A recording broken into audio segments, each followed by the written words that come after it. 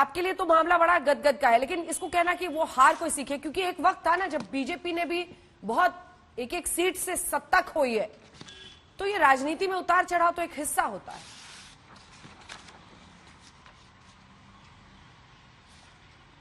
अंजना जी देखिए, सबसे पहले तो मैं एक बात कहूंगा, चुनाव के दौरान कांग्रेस आती थी, कटाक्ष करती थी, और प्रधानमंत्री जी, हमारे जितने वरिष्ठ नेता हैं, राष्ट्रीय अध्यक्ष जेपी नड्डा जी, योगी आदित्यनाथ जी और जो मुख्यमंत्री, वो हर जगह जाके अपना रिपोर्ट कार्ड रखते थे, बताते थे किस तरह से तुष्टीकरण की राजनीति बदल के सशक्तिकरण की राजनीति हो गई। और जब परिणाम आए 10 मार्च को, तो एक बात बिल्कुल साबित हो गई कि डबल इंजन की सरकार को लोग चाहते हैं, आशीर्वाद देते हैं, और डिफेक्टिव इंजन को हटा के कोने में कर देते हैं। प्रधानमंत्री जी का जलवा कायम है, और संदर्भ में कहूंगा, उत्तर प्रदेश के योगी आदित्यनाथ जी ने इतिहास रचा है कि 37 साल में पहली बार ऐसा हुआ कि किसी पार्टी की सरकार दोबारा है। एक और निष्कर्ष निकाला जा सकता है कि आदरणीय श्री नरेंद्र मोदी जी और योगी आदित्यनाथ जी उस सूरज की तरह है जिसको एक अपरिपक्व बालक फूंक मार के दिया समझ रहा है और सोच रहा है कि लो बुझा देंगे, और वो बुझने वाली नहीं है। तीसरी बात आपने जो कही अंजना जी, मैं आज का जो कांग्रेस कार्य समिति का वक्तव्य है उसकी 3 बातें आपके सामने रखता हूं।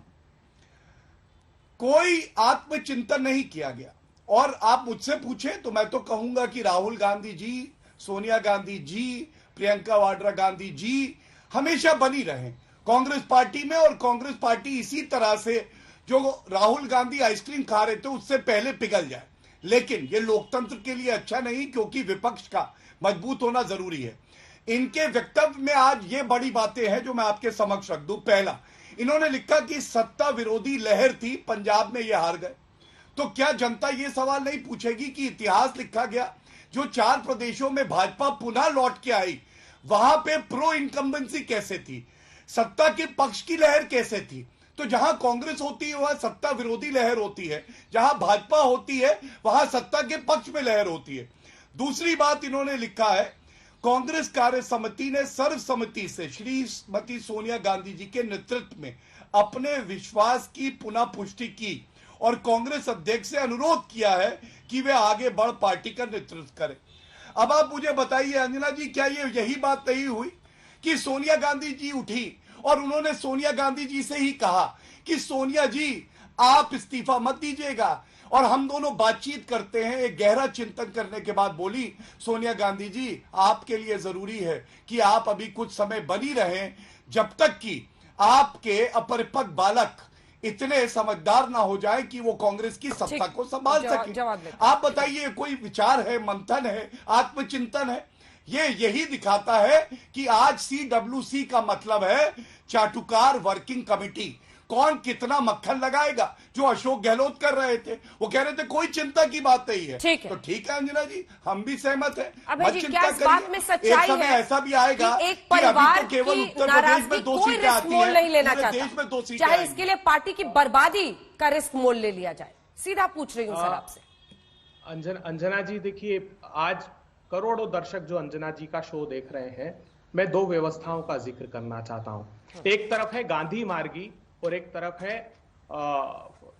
जो ओलिगार्की, अर्थात वो व्यवस्था जिसमें कुछ धनपति शासन चलाते हैं और कुछ मुट्ठी भर लोगों का हित साधते हैं। चाहे वो पोलैंड में आप देख लीजिए, चाहे एथेंस में देख लीजिए, विश्व भर में जितने उदाहरण देखेंगे, शुरू में तो उनको अच्छा प्रतिसाद मिला क्योंकि धनपतियों के साथ से वो सत्ता फली फूली, उनका सत्ता का स्वार्थ फला फूला, लेकिन अंततः नकार दिया गया। ये परिवार नहीं है। मुझे बताइए, 89 के बाद कोई किसी राजनीतिक लाभ के पथ पर रहा?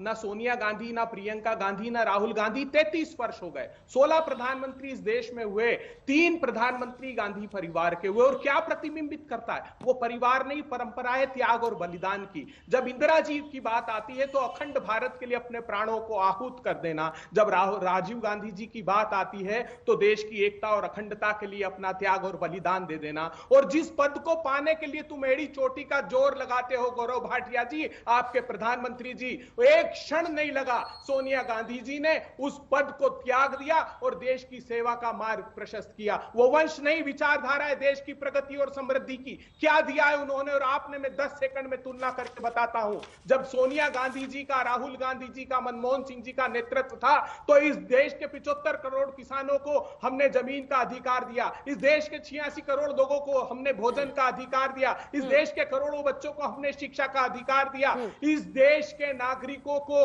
हमने, आदिवासी भाइयों को 10 करोड़ वन में रहने का अधिकार दिया। आपने क्या दिया जानते हैं आप? आपने भीषणतम नोटबंदी से 60 लाख एमएसएमई हिंदुस्तान के तबाह कर दिए।